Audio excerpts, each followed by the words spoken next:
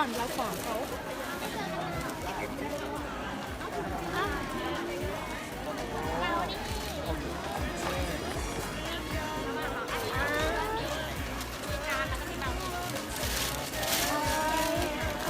เฮียขนมค่ะ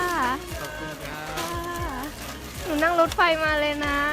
ก่อนให้เอาเร็ว ว่าอะไรครับ แล้วก็ ไอ้ใจ ๆไอ้บ้าก่อนให้เลย ไอ้ใจ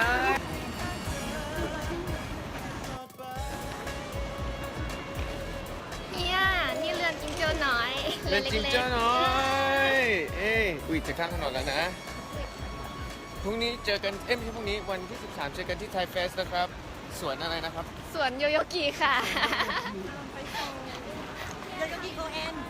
ค่ะ ตามไปโยโยกิโกเอ็น ตามไป2 วันเลย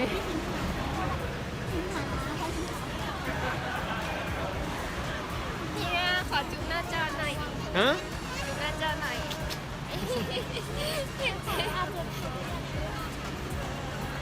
ของคนนั้นใช่ไหมคะ